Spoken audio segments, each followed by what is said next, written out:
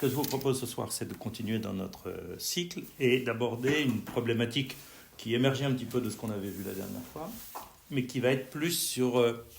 essayons de bien comprendre ce qu'attend la Torah de chacun des parents. Quel est le rôle du père? Quel est le rôle de la mère? Est-ce qu'il y a des rôles différenciés? Est-ce qu'il n'y en a pas? Et qu'est-ce que ça veut dire? Qu'est-ce qu'il y a derrière la symbolique? Donc on va essayer de comprendre un petit peu ces deux rôles. On a déjà vu un certain nombre de choses précédemment, donc je vais les reprendre. Mais d'abord, trois références qui vont nous servir de base. Trois psukim, trois passages. Premier texte qui semble poser en tout cas une différenciation entre le père et la mère, entre l'homme et la femme de manière générale. Mais c'est vraiment là, on va se préoccuper du rôle par rapport à l'éducation des enfants, pas uniquement le rôle dans la société, etc.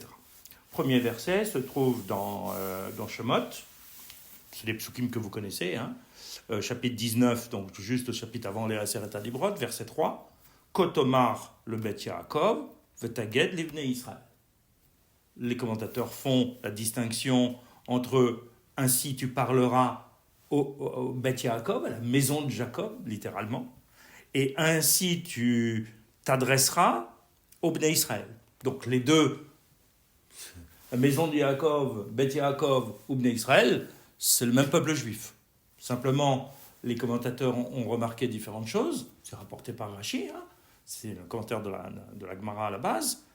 Bet Yaakov, on le voit d'ailleurs maintenant dans les institutions scolaires, Bet Yaakov, ça représente le monde féminin à l'intérieur du peuple juif, donc. Et Bnei Israël, ça représente les hommes.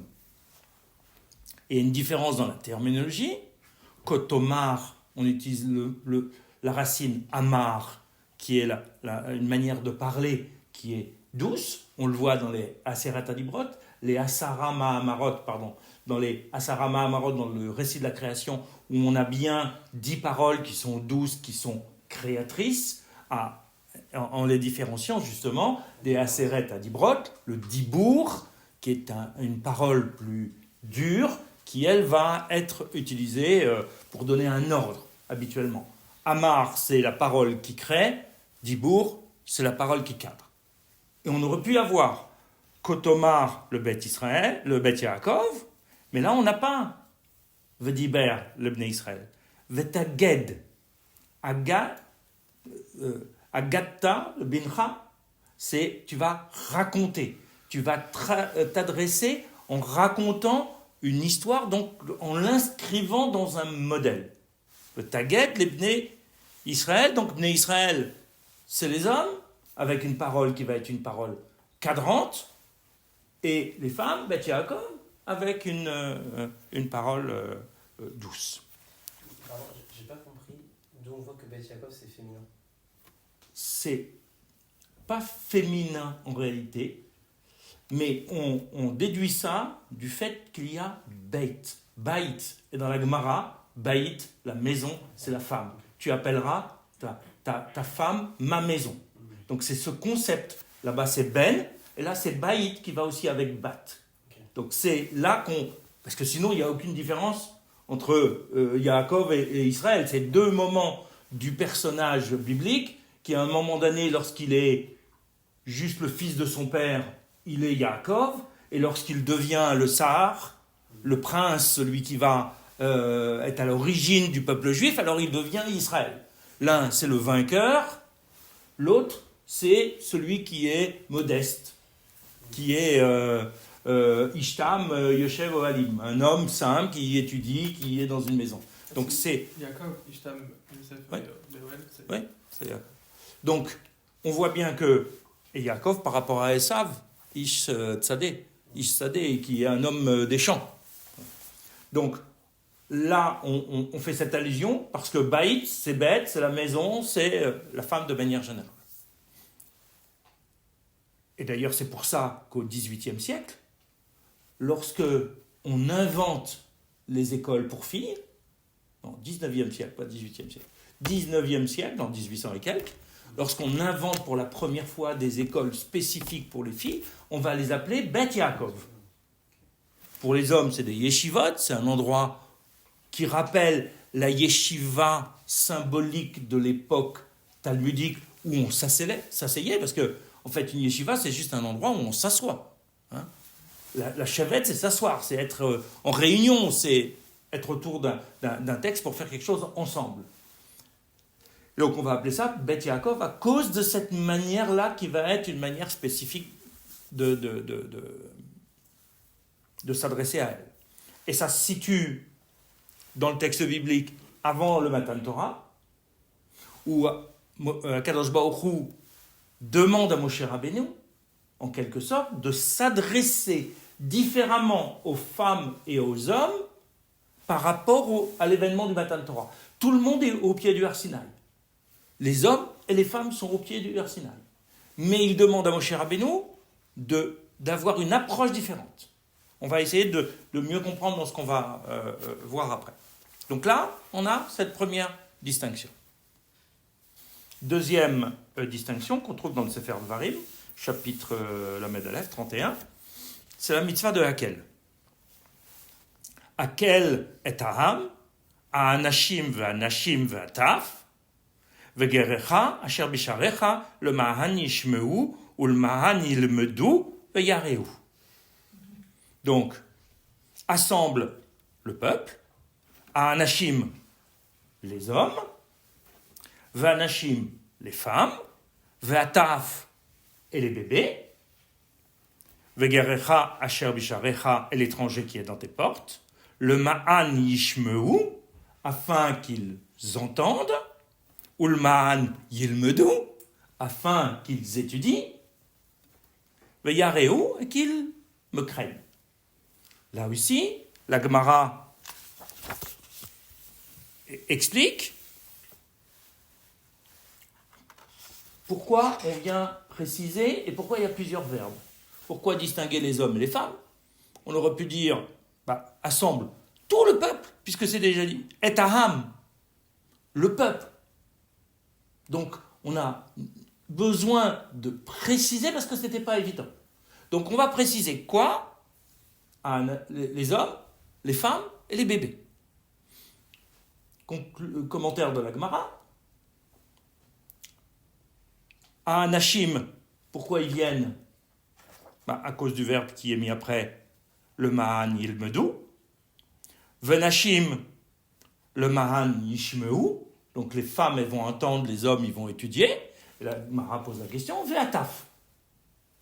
Pourquoi le taf, qu'est-ce qu'il vient faire? Il va ni étudier, le bébé, c'est un bébé qui n'a pas encore l'âge de la parole. Donc, qu'il entende, ça ne va pas lui servir à grand-chose parce qu'il ne va pas comprendre, parce que l'ishmoa, c'est une écoute qui est faite de compréhension des concepts, ce n'est pas juste une audition. Donc, il vient pas vraiment pour comprendre ce qu'il entend, il ne vient pas non plus pour étudier. Donc la Gemara continue en disant c'est pour faire acquérir un mérite à ceux qui l'amènent. C'est-à-dire qu'il vient pour que ses parents aient l'occasion de l'inscrire dans une continuité d'éducation et que ce soit un souvenir qu'ils pourront lui raconter après quand il va grandir. Tu étais avec nous, puisque je vous rappelle que la mitzvah de Hakel, c'est une fois tous les 7 ans, à la fin de la fête de Sukkot, donc une fois tous les 7 ans. Donc là, s'il avait 1 an, la prochaine fois que ce sera à Hakel, il aura 8 ans. Donc ils pourront lui dire à 8 ans, déjà, quand tu avais 1 an, tu étais là, tu es venu, tu es inscrit dans cette continuité et dans cet engagement de l'éducation et de la fidélité de la Kadosh Baruch. Et on voit bien donc là aussi deux rapports à la Torah. Yilmedu pour les hommes, c'est-à-dire que les hommes vont venir apprendre. Les lamed, c'est le limoud en profondeur du texte pour en extraire la halacha. Donc ils vont venir apprendre le Shulchan Aruch, la Gemara, pour connaître la règle, la loi. Pas simplement la Torah, parce que dans la Torah, la loi, elle est en raccourci. Elle est juste évoquée, mais jamais détaillée. Pourquoi vont venir les femmes? Elles vont venir pour écouter. Alors qu'est-ce qu'elles écoutent? Qu'est-ce qui se passe au moment de la mitzvah de laquelle?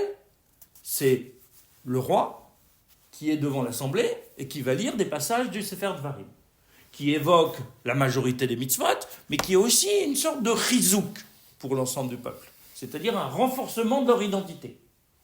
Donc les femmes, elles vont venir pour renforcer leur identité, leur attachement à la Torah, qui ne sera pas par la loi, mais qui sera de manière plus compréhensive et un attachement qui doit amener à une relation affective à la Torah.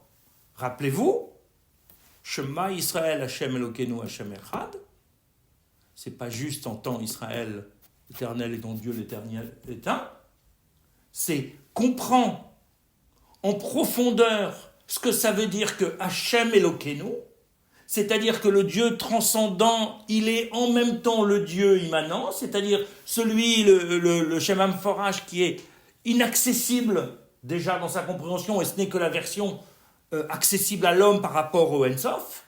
Donc, comprend que ce Dieu transcendant, créateur de l'ensemble, je dis volontairement pas du ciel et de la terre, mais de l'ensemble de ce qui existe, il est aussi Elokeinu, donc notre Dieu personnel, le Dieu Elohim qui va être l'opérateur du Maaseh Bereshit, puisque dans tout le chapitre, on voit bien que c'est Elohim qui est à la manœuvre. Hachem n'apparaît pas dans le premier chapitre. Parce que Elohim, c'est le Dieu qui a une... C'est la... Attendez, je vais reformuler. C'est la manifestation d'Akadosh Baruch Hu qui exprime ce qu'on appelle habituellement le din, c'est-à-dire celui qui met une règle, c'est-à-dire celui qui cadre, et donc celui qui, parce qu'il cadre, permet la relation individuelle. Il ne peut y avoir de relation entre deux individus que si chacun sait ce qu'il est. Sinon, on est dans la confusion, on est dans le tohu-bohu, on est dans le chaos. Il sépare pour qu'il puisse y avoir échange. Et Elohim, c'est celui qui devient Eloké Avraham, Eloké Yitzhak, et Eloké Yaakov.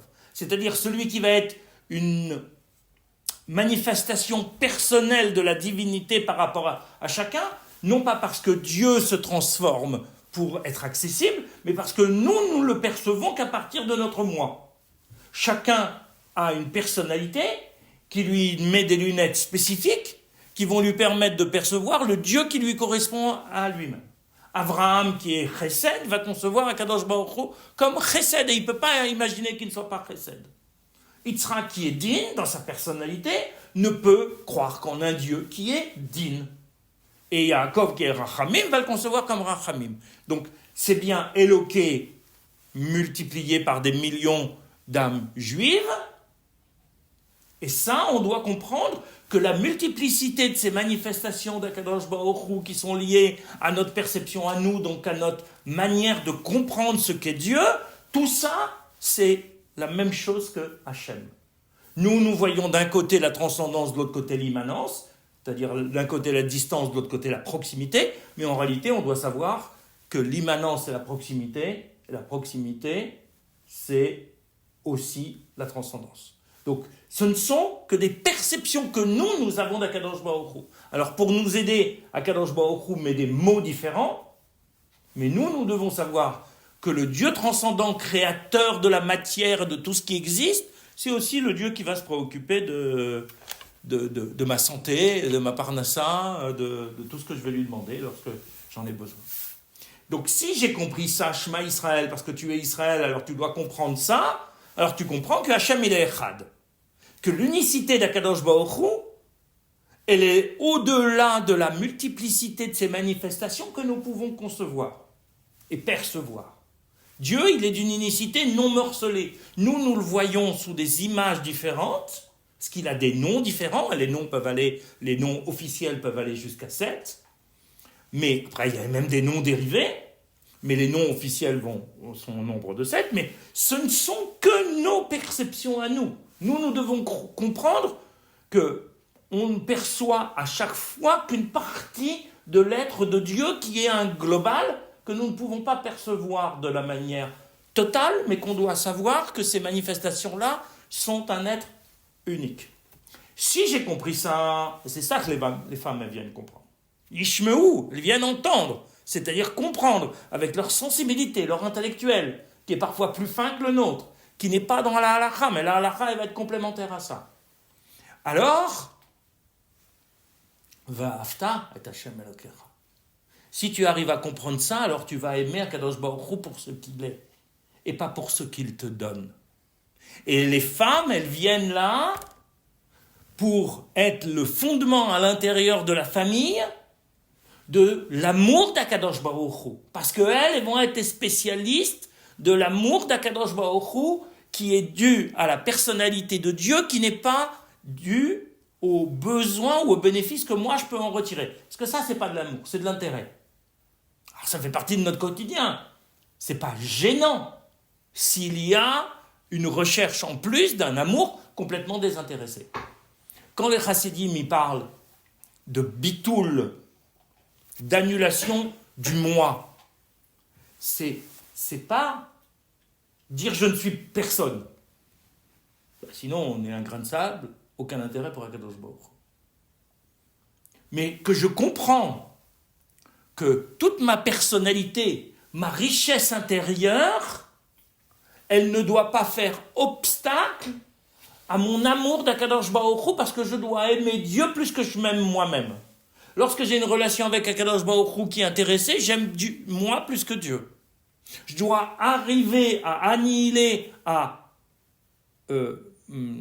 contrôler ce moi qui est en moi mais qui fait mon originalité d'être le partenaire d'Akadosh Baruch Hu pour en même temps arriver à comprendre qui est Dieu, parce que lorsque je comprends qui il est, alors je vais l'aimer de manière profonde. Donc on a là une femme qui n'a pas du tout un rôle négligé dans la mitzvah de laquelle, qui est là pour construire l'un des piliers, l'un des fondements de notre relation avec Kadosh Baruch Hu. Le deuxième, c'est celui de la halakha. Mais la halakha, c'est pas simplement apprendre comment je fais la mitzvah pour obtenir le mérite de la mitzvah, parce que là, ce serait intéressé là aussi. C'est que comprendre comment je fais la mitzvah, parce que en faisant la mitzvah avec le bon geste et la bonne intention, alors je vais transformer mon être, mon âme, pour l'affiner et me rapprocher d'Akadosh Baruch Hu. J'ai deux voies différentes pour m'approcher de Dieu. Celle de l'amour et celle de la yira. Avat Hashem, yirat Hashem. La femme, par sa sensibilité, va privilégier l'une des voies. L'homme, par sa modalité intellectuelle, va privilégier l'autre. Mais les deux sont nécessaires.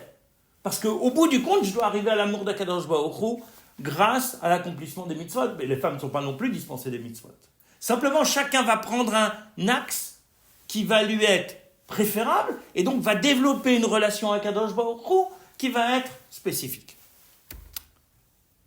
Ça nous permet de comprendre la troisième référence. Shma beni musar avicha, val titosh Torah timecha. C'est dans les Proverbes, dans Michelet, chapitre 1, verset 8. Écoute, mon fils, le moussard de ton père, c'est-à-dire les recommandations. Val titosh Torah timecha, et ne t'éloigne pas, ne délaisse pas la Torah de ta mère. On voit bien que déjà là, il y a encore une orientation spécifique. C'est pas le moussard de la mère, alors que la mère, elle peut nous faire la morale, mais le moussard du père, c'est les recommandations cadrantes du père. La règle qu'il nous donne. C'est pas un moussard d'introspection comme on le voit à la mode un peu moderne. C'est un moussard, je te fais des recommandations, mon fils, fais ça, fais ça, fais ça. Ce sont des règles, ce sont des lois, tu dois cadrer. Je suis dans le milieu familial, le représentant de la Torah d'un point de vue halachique, d'un point de vue cadrant. De l'autre côté, c'est Torah Timecha, l'enseignement de Torah de la mère qui, lui, va être un enseignement qui va me rapprocher. Et c'est intéressant de comprendre que c'est mis dans cet ordre-là. Écoute le moussard de ton père, donc reste dans la droite ligne de la Torah, et t'éloigne pas de la Torah. Si jamais à un moment donné, de ta mère, si jamais à un moment donné, tu commences à te révolter contre la loi du père, mais le père physique, le père supérieur, à Kadosh Baruch Hu, parce que c'est trop dur pour toi, parce que tu crois que tu seras plus heureux sans, etc., au moins, ne délaisse pas la Torah de ta mère, c'est-à-dire celle que tu as reçue avec ton biberon, l'amour de ta mère qui t'a attaché à la Torah. Parce que le rapport à la loi, on peut s'en défaire facilement, mais si on se défait de la tâche affective, alors on va tout perdre. Tant qu'on a l'affection de la mère, alors on pourra toujours reconstruire la loi du père. Mais si la porte a été fermée, j'ai perdu la relation avec mon père, j'ai perdu la relation avec ma mère, alors je risque de ne pas pouvoir revenir. La Torah, c'est pas aussi la loi. On dit la loi de la mère. La Torah, on peut le traduire aussi par la loi.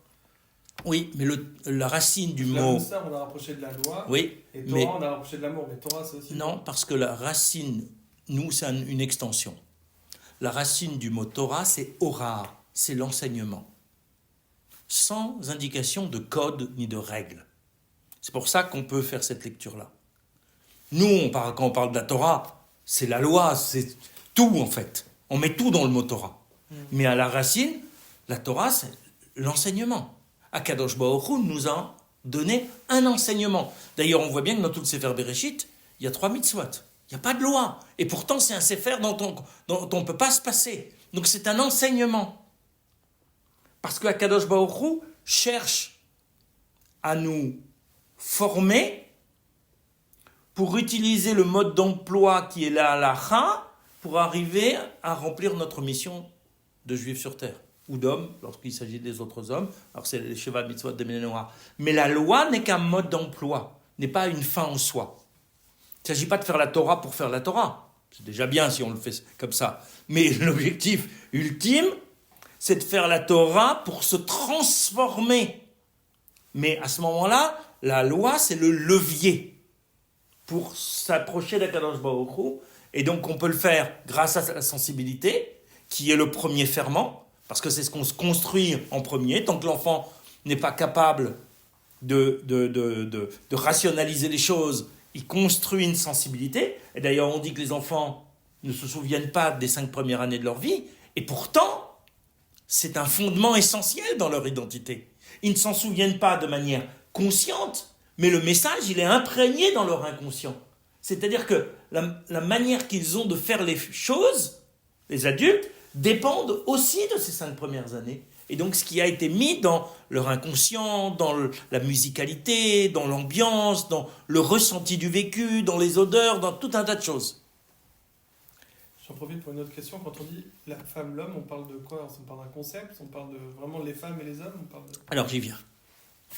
Donc ça, c'est le texte tel qu'il nous est présenté. Et ces 3 références sont là. Ouais. Honnêtement, c'est vrai que sur une lecture un peu très basique, moi j'avais tendance à penser que Moussard égale affectif, la maman, Et oui. ça, Ouais. et Torah, je pense au papa qui va avoir la lecture cadrée. Et moi j'ai toujours pensé que c'est l'inverse. Ouais. J'ai toujours pensé que ce verset-là, il apporte une forme d'équilibre où on a tellement l'habitude que c'est le père qui va être sur le cadre de la mère affective, que là, on demande un peu au père d'avoir ce rôle d'apporter dans ses enseignements cadrés de l'amour, de l'ambiance, etc. Et à la mère, qui va avoir ce code affectif, d'apporter aussi un peu de cadre, de rééquilibrer un peu le jeu. Moi, c'était ma lecture peut-être trop simpliste. C'est pas simpliste, c'est que les mots, en fait, ne sont pas lus dans leur origine. Ouais. Or, Moussard, c'est un cadre rigide. C'est la morale dans ce qu'elle a d'exigence. Alors que Torah, c'est la Torah Ora, qui est là pour enseigner. Mais en même temps, ce que vous dites n'est pas faux. Parce que, on l'a vu la dernière fois, mais on va le redire. L'enfant, il a besoin des 2 aspects. De la dimension cadrante et de la dimension affective. On a vu, il y a la main gauche qui éloigne et la main droite qui rapproche. Donc il a besoin des deux. Et des deux, non pas séparés, mais des deux mélangés. C'est-à-dire que lorsque la main gauche fait semblant d'éloigner, en fait l'intention du père doit être de le rapprocher. Et sa manière de l'éloigner doit lui permettre de revenir. C'est-à-dire sans claquer la porte, sans dire quelque chose qui va être définitif et qui va être une brisure. Mais de la même façon, la main droite qui rapproche, elle doit aussi laisser de l'ouverture. Si elle rapproche trop, elle étouffe. Donc en même temps qu'on éloigne, on doit rapprocher. En même temps qu'on rapproche, on doit éloigner. Et là, on est dans un modèle où on nous dit le schéma de base, il est là dans une modalité chronologique. Je parle du dernier verset. D'abord, on va avoir la sensibilité. Et il faut imprégner l'enfant d'un vécu positif.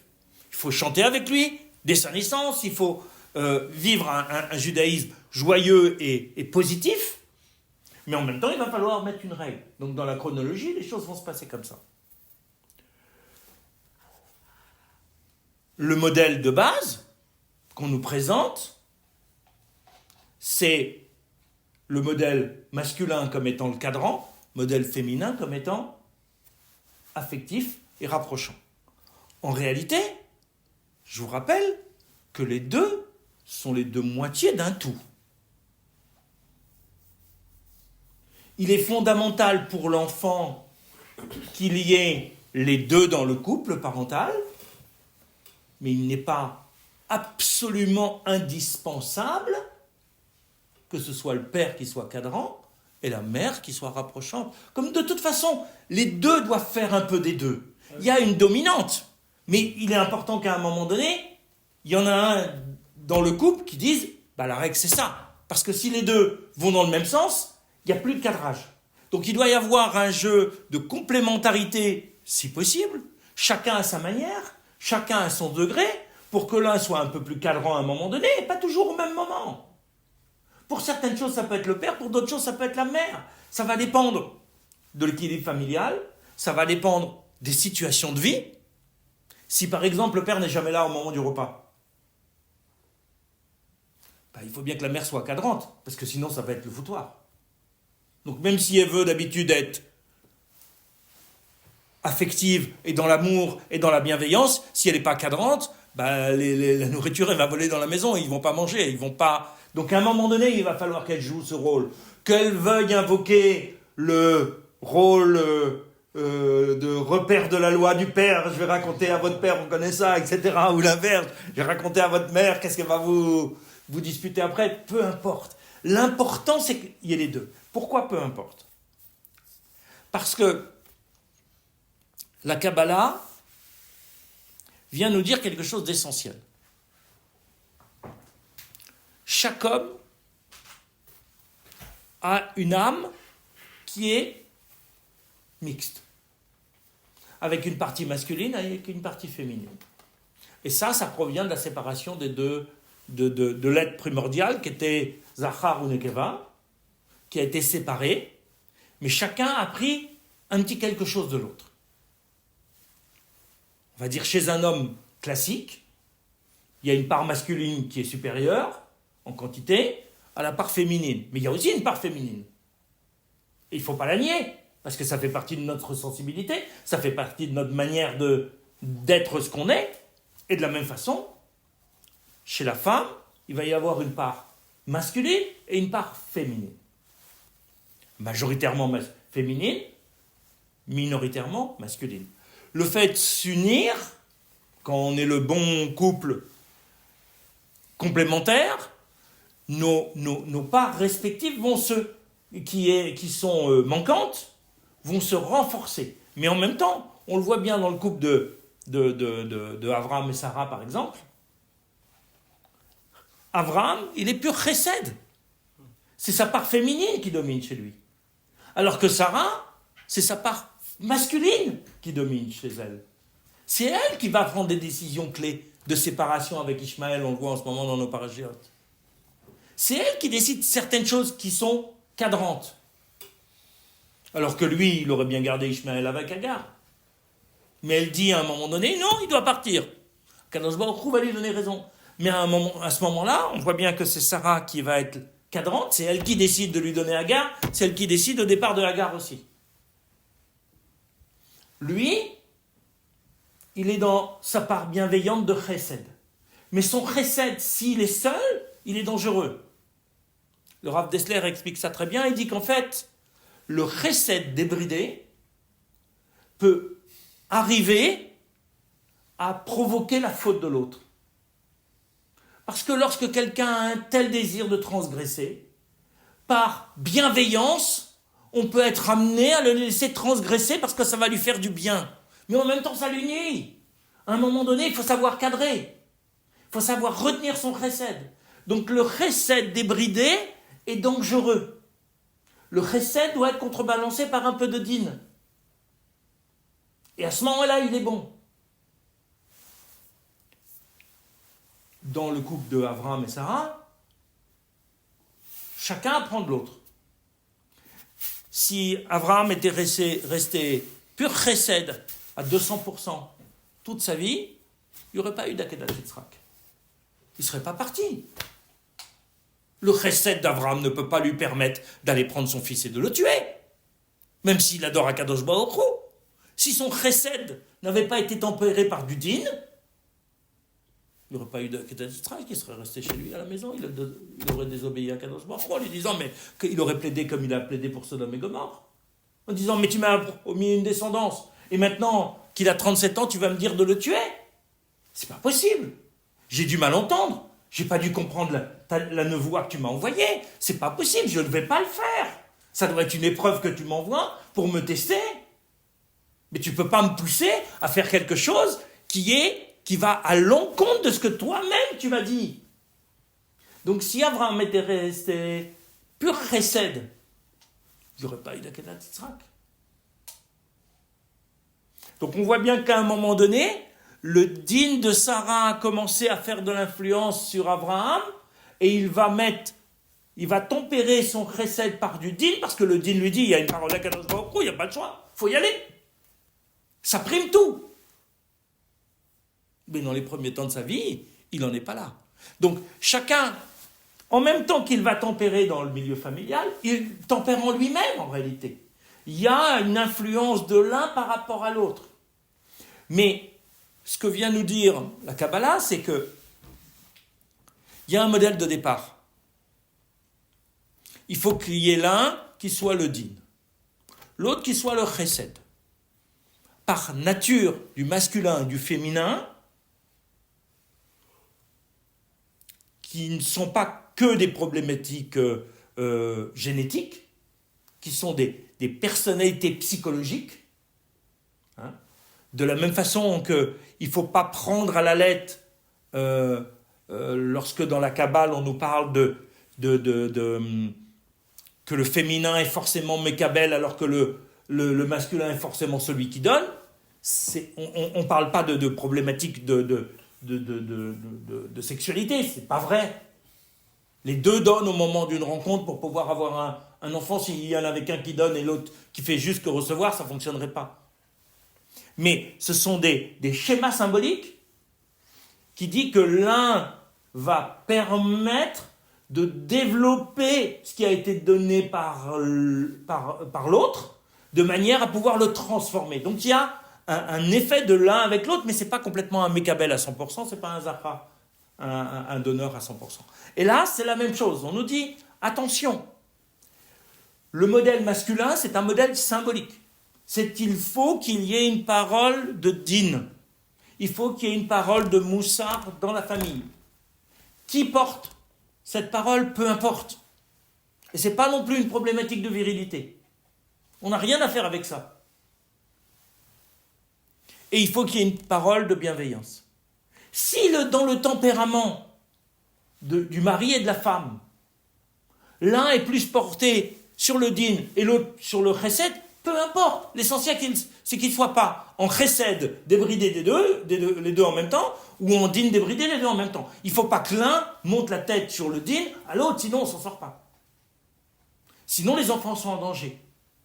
soit d'être des martyrs, parce qu'ils n'ont pas le droit de bouger, ils n'ont pas le droit de respirer, soit d'être des enfants complètement pourris, parce qu'on leur cède tout et il n'y a plus de règles dans la maison.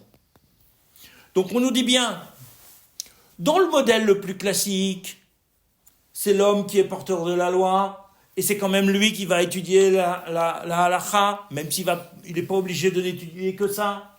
Il a le droit d'étudier la Kabbalah, qui est plutôt dans la bienveillance ou dans l'amour, alors que la halakha est plutôt dans la rigueur. Il a le droit. Chacun va étudier la Torah par sa porte d'entrée à lui. Peu importe par laquelle il rentre. Il n'y en a pas une qui est plus facile que l'autre. Et on ne va pas faire la distinction qu'on faisait dans certains siècles. Ah ben, les femmes, c'est la Bible, et les hommes, c'est la Gemara. Du coup, on arrive à des hommes qui ne connaissent même pas la Bible. Ils ne connaissent que les pauvres petits psukim qui sont cités dans la Gemara. Mais la Bible, c'est la Torah de Kadosh Baruch Hu. On n'étudie pas le Chumash. Mais si ce n'est pas la parole première, alors qu'est-ce que c'est ? On ne peut pas délaisser la parole stricte d'Akadosh Baruch Hu pour dire le meilleur texte, ce sont les commentaires de la parole de Dieu, et puis on oublie la parole de Dieu. Donc on ne peut pas faire cette distinction. Ah, on va donner le Chumash et la Paracha, Tseena ou Rena, c'est pour les femmes, les commentaires, les Midrashim, c'est pour les femmes. Mais les Midrashim, c'est des choses très complexes. Les femmes, comme les hommes, ont le droit d'y avoir accès. Et les hommes, ils se cassent les dents la plupart du temps. Quand on voit que les hommes, dans certaines yeshivot, passent les Haggadot du Talmud, mais ils passent à côté de perles merveilleuses. Alors après, il faut des chassidim de Braslav, notamment, pour aller réexpliquer les Haggadot du Talmud de Babylone de manière tellement symbolique qu'ils nous viennent nous sortir des enseignements qui nous semblent pas du tout immédiats dans la lecture. Mais en réalité, ça fait partie de la même Torah.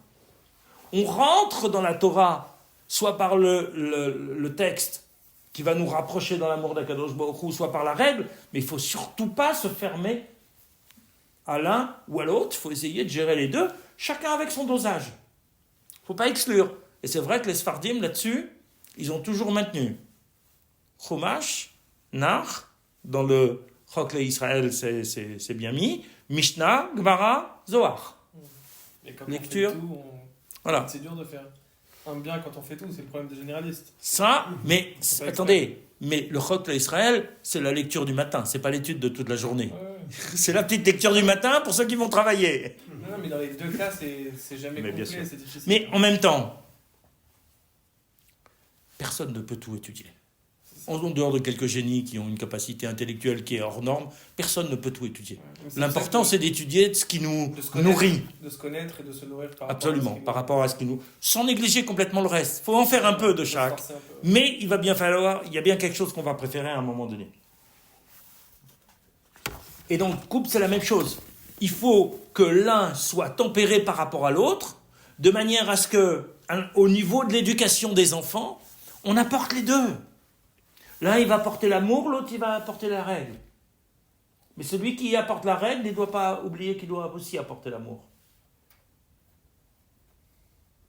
On ne peut pas être exclusiviste.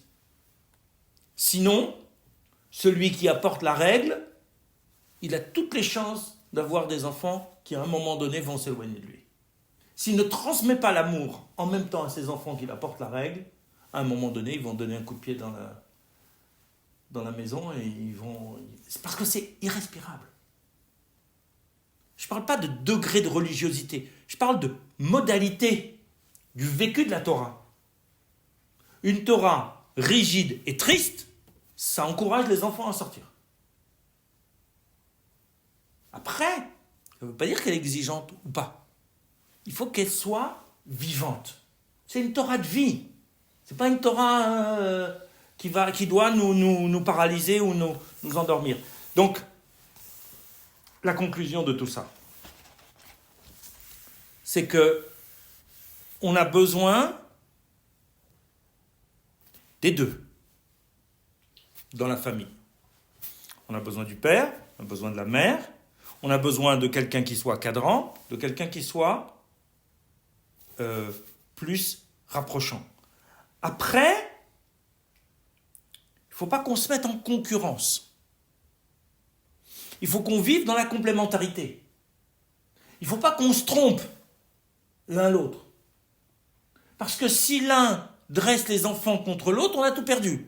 Peu importe qui est celui qui cadre. Mais si le deuxième parent dit « Ah oui, non, mais lui, de toute façon, il a toujours des règles insupportables. Viens, on va faire autrement, on ne va pas lui dire. » Ça, c'est les grands-parents, ça. Oui, mais là, on a tout perdu. Non, ça ne peut pas être les grands-parents non plus. Ils n'ont pas le droit de faire ça. Parce que même si on peut avoir un cadre différent chez les grands-parents de celui des parents, hein, attention, on ne peut pas dire « Ah non, si ça, c'est pas parce qu'ils te l'ont interdit, chez moi, tout est permis. » C'est pas possible non plus. Parce que ça, c'est pas éducatif. Ça, c'est juste, on se fait plaisir. Donc, il faut arriver à comprendre qu'on est dans un dialogue entre les parents, avec les grands-parents aussi. On est dans un dialogue qui est un dialogue de régulation. Lorsque l'un interdit, l'autre ne peut pas autoriser. Si on n'est pas sûr de soi, alors on dit aux parents, pause, aux enfants, pause, on va discuter entre nous, on va réfléchir, on va décider ensemble. Ils peuvent se disputer, ils peuvent avoir des avis complètement différents. À un moment donné, il faut décider.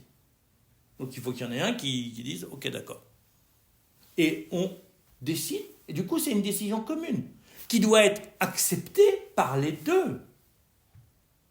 De la même façon que quand on va dans un tribunal, le bon juge, c'est lorsque les deux ils ont accepté son jugement.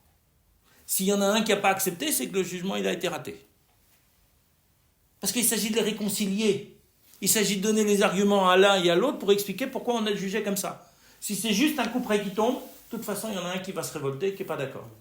Et donc, on a raté le jugement. Avec la décision des parents, c'est la même chose. Il faut que les deux se mettent d'accord. Alors, ils peuvent prendre plusieurs jours, ils peuvent prendre une semaine s'il faut, peu importe. Le débat a le droit d'être vif. Mais après, il y a une décision familiale.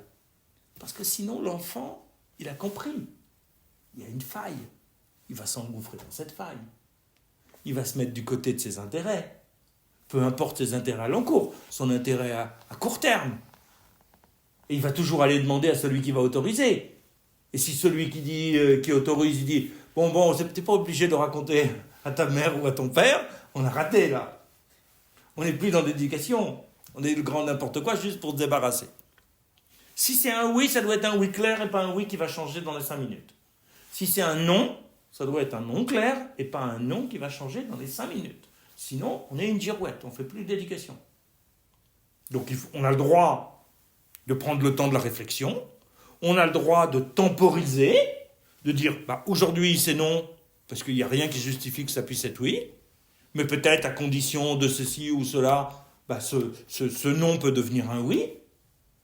Mais du coup, comme Akadosh Baruch Hu fait pour nous, il aurait pu nous donner tout le chesed qu'on mérite. Il a décidé qu'on devait cravacher pour l'obtenir.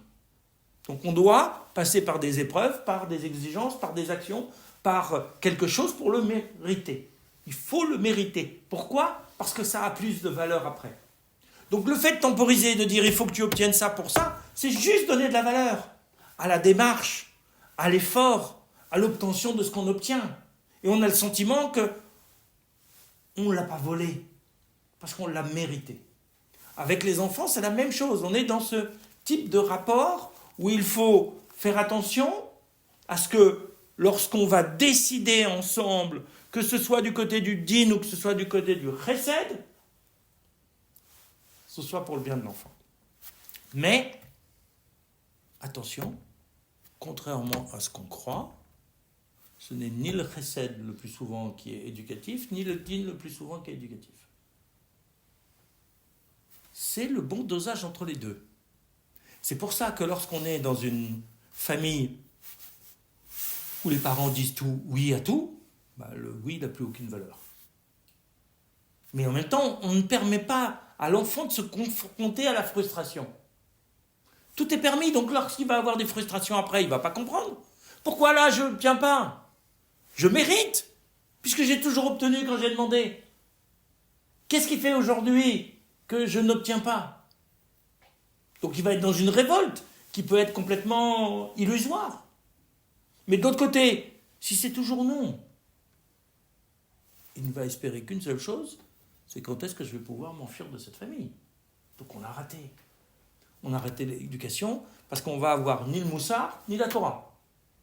Parce que finalement, il voit bien que la Torah, elle n'apporte rien de bien et que le moussard, ça l'empêche de vivre. Il y a un autre truc aussi que j'essaie parfois, Oui. c'est d'essayer de lui donner la capacité de jugement si on est dans une situation de oui ou de non. Qu'il y arrive par son raisonnement à lui-même. Pour qu'il comprenne que c'est pas moi par... Oui. C'est pas arbitraire, c'est que derrière il y a une raison. C'est dans la justification. Voilà, et si lui-même il arrive à comprendre la raison, il trouvera lui-même si c'est oui ou si c'est non. Et donc en fait, je sors l'arbitraire de mon oui ou de mon non pour qu'il n'y ait que de la raison derrière et lui donner aussi le moyen. La possibilité de décider, de co-décider. C'est raisonnable Alors, ou c'est pas raisonnable. Ça marche pour certaines choses. Oui, vous avez raison, et c'est bien parce que du coup, il a le sentiment de comprendre la décision. Ça ne marche pas pour tout et à tous les âges. Parce que avec des jeunes enfants, ça peut marcher pour des choses simples. Quand vous allez être face à un adolescent, il risque au niveau du raisonnement de vous emmener à ces décisions alors que vous ne l'avez pas voulu. Mais si on l'a habitué depuis petit... Oui, il y a une part de risque. Il y a un moment donné où il faut accepter que l'autre ne puisse pas comprendre la totalité de votre décision. Ah oui. Peut-être que tu ne comprends pas tout, peut-être qu'un jour tu comprendras, mais aujourd'hui, pour ton bien, même s'il va respecter, même s'il va crier, pour ton bien, je suis obligé de décider comme ça. C'est un rock. C'est un rock temporisé. Si on prend, Tout à fait. C'est un rock temporisé, c'est-à-dire qu'un jour tu vas peut-être comprendre. Là, aujourd'hui, tu n'as pas tous les éléments pour comprendre, donc tu trouves que tu te révoltes. Tu as raison. Probablement que si j'étais à ta place, je me révolterais aussi parce qu'il me manque des éléments pour comprendre. Mais en même temps, tu dois accepter parce que là, j'ai une responsabilité à assumer, je l'assume et ce sera un non. Ah, mais ça, c'est vécu comme une pure injustice. Hein. Oui, mais en même temps, il y a des fois où on n'a pas le choix. Parce que c'est vécu comme une injustice, mais il faut qu'il y ait un moment, il faut qu'il y ait un minimum de confiance. Si c'est tout le temps, vous perdez. Si c'est exceptionnel, vous gagnez. C'est pas un moyen d'exercer sa domination sur... Non, parce que vous visez quelque chose. Ça dépend. Exercer sa domination, ça veut dire que je n'ai pas en objectif le bien de l'enfant. J'ai juste comme objectif d'imposer ma loi. Alors oui, mais vous ne faites pas d'éducation, quoi. Vous faites du dressage. C'est pas ça, un roc? Ah non. Un roc, c'est nous dire, Dieu ne cherche pas à imposer sa domination. Il n'a pas besoin de ça pour le faire. Mais Dieu nous dit, il y a des choses dans le... Si vous le comprenez, vous allez rater. C'est l'exemple qu'on donne dans la Gemara à propos de Shlomo Ameler. Si vous comprenez vraiment, vous n'allez pas réussir à suffisamment gérer, donc je suis obligé de vous l'imposer. Matan Torah, ils ont accepté. Pourquoi on leur donne quand même? Pourquoi il y a ce Arc Gigit, cette montagne renversée comme une marmite? Le Maharal de Prague explique, à un moment donné, il faut faire comprendre que la Torah, ça ne peut pas être dépendant de notre acceptation. Parce que sinon, elle ne sera pas appliquée. Si c'est dépendant tout le temps de notre acceptation, c'est bien qu'il l'ait accepté avant Naaseh Venishma. On fait confiance à Akadosh Baruch Hu dans le global de la Torah. Mais faire confiance, ça veut dire que je ne vais pas discuter chaque détail. Je vais comprendre, je vais appliquer, et je vais accepter qu'à certains moments, il y a des choses qui m'échappent. Pourquoi? Parce que je n'ai pas la vision complète de les choses, parce que je suis mortel, parce que mon intelligence est limitée, et parce que j'ai une vision réduite dans le temps. Donc, il y a un moment donné, il faut que j'accepte et que je fasse confiance, parce qu'il y a des éléments qui me manquent dans le dossier. Donc, ça rejoint bien, c'est un exemple. Oui, donc c'est un roc, mais ce n'est pas une manière d'imposer son autorité en la faisant respecter juste parce que j'ai envie de m'imposer. Donc, ce n'est pas un abus de pouvoir, c'est juste, là, il y a des choses que tu comprends. Quand vous expliquez à un enfant qu'il ne faut pas mettre les doigts dans la prise quand il a 5-6 ans ou 10 ans, il n'est pas en mesure de comprendre le courant alternatif. Et puis le rythme qu'on a en France et la fréquence du courant alternatif qui risque de se mettre en phase avec son rythme de l'influx nerveux et au niveau cardiaque, ça risque de se mettre en phase et tout bloquer. Il n'est pas en mesure de le comprendre, ça. à 10 ans. Moi, Donc- j'ai compris. Donc, il ne va pas le comprendre maintenant. Peut-être que dans le temps, Peut-être. avec la physique, avec la chimie, il va comprendre qu'il y a un moment donné... Moi, je lui ai fait comprendre moi, autrement. Je lui ai fait sentir un coup de jus. Ah bah oui, mais ça c'est... C'est un violent, Non, Non, mais mais... un petit coup de jus, je lui dis. Non, mais qui Oui, comprenne, qui. Oui, mais ça dépend de Faut l'enfant. pas que ça reste tout le temps. Regardez. Ça dépend de l'enfant que vous avez. J'ai eu une gifle. Si vous avez un enfant plutôt docile, il va comprendre. C'est comme la souris dans le laboratoire. Il comprend qu'il y a une décharge, il va pas revenir. Oui. Oui. Si vous avez un enfant explorateur ou plutôt casse-cou, il dit, ah, c'est une petite décharge. Ça fait un peu, ça gêne un peu, mais après, ça donne un peu d'adrénaline. Ça met, je pense, rien. Faut peut-être que j'aille. Je vais peut-être réessayer. J'ai pas bien compris la première fois. Et puis là, on prendrait le risque. C'est que là, c'était pas en phase. Ça allait. C'est pour ça que le rythme du courant alternatif aux États-Unis ou dans les pays anglo-saxons n'est pas sur la même fréquence. Là, nous, on a un vrai risque de mise en phase des deux fréquences, celle de l'influx nerveux qui fonctionne comme un courant électrique et celle du courant alternatif. Et donc, il y a un risque de mise en phase et de blocage. L'électrocution, c'est les deux rythmes sont dans le même rythme et se bloquent l'un l'autre. Enfin, le rythme du corps humain se bloque. Donc, on a un vrai problématique d'électrocution. C'est pas les problèmes de brûlure ou de choc important des lignes haute tension, ça c'est encore autre chose. C'est une question de chaleur. Mais là, c'est une question de rythme. Alors, quand même attention, il n'y a pas trop d'électrocution. Mais il faut quand même, on ne peut pas rentrer dans le détail parce qu'il ne va pas comprendre. On lui dit, on peut lui expliquer, lui dire, ça c'est dangereux pour toi.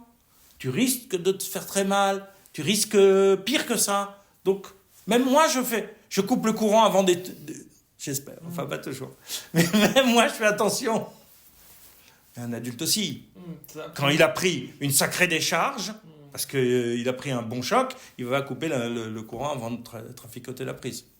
Ça apprend beaucoup l'humilité aussi, de ne pas d'accepter sans être capable de comprendre. C'est l'humilité de sa limite à comprendre. Donc on peut aussi dire, il y a des choses aujourd'hui tu n'es pas en mesure de comprendre. Il y a des choses qu'on ne comprend pas nous-mêmes aujourd'hui. Bien sûr. Donc il y a... mais vous comprenez bien que vous l'amenez dans une participation à une décision. Oui, parce que du coup, la règle elle prend du sens. Mais il y a des règles pour lesquelles on n'a pas de sens. Et même des règles simples, il y a des choses qui nous dépassent. Ou des événements qu'on ne comprend pas. Ou des règles où on nous donne des explications, puis on reste sur notre faim parce qu'on n'a pas l'impression d'avoir compris. Donc, il y a des choses qui sont complexes et on ne comprend pas. Si vous voulez, il y a une différence dans la Torah et dans la Halakha d'avoir compris ce qu'il faut faire et d'avoir compris pourquoi on doit le faire. En dehors de l'ordre. Il y a un ordre, il faut faire ceci, cela. Quel effet ça a sur nous, on ne le comprend pas. Dans plein de domaines. Certains comprennent peut-être certaines choses.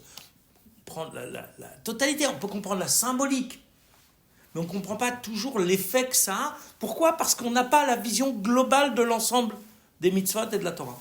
Donc il est important de faire en sorte qu'il y ait les deux tendances dans le couple, même si par moments ça doit être un peu surjoué. Si on doit décider que parce que les deux ils sont trop gentils, qu'il y en a un qui doit décider de prendre sur lui d'être un peu moins gentil et de donner la règle de temps en temps, on doit décider ensemble, on doit faire ensemble qu'il y ait une vraie complémentarité. Il y a bien une complémentarité entre le rôle de l'homme et de la femme, mais ce n'est pas une complémentarité qui est figée. N'ayez pas honte d'être plus sensible que votre femme ou qu'elle n'ait pas honte d'être plus autoritaire que vous et vice-versa. Ce sont des modèles symboliques. L'important dans le couple, c'est qu'il y ait bien les deux rôles qui soient joués, tout en sachant qu'on n'est pas là en train de jouer à 100% des deux côtés. On a le droit de nuancer, on a le droit d'avoir de la sensibilité, tout en donnant la règle. Il faut que ce soit quelque chose qui soit vivant, qui soit sans arrêt ajusté l'un par rapport à l'autre, parce que c'est ça qui permet à l'enfant de se construire et d'avancer dans son éducation.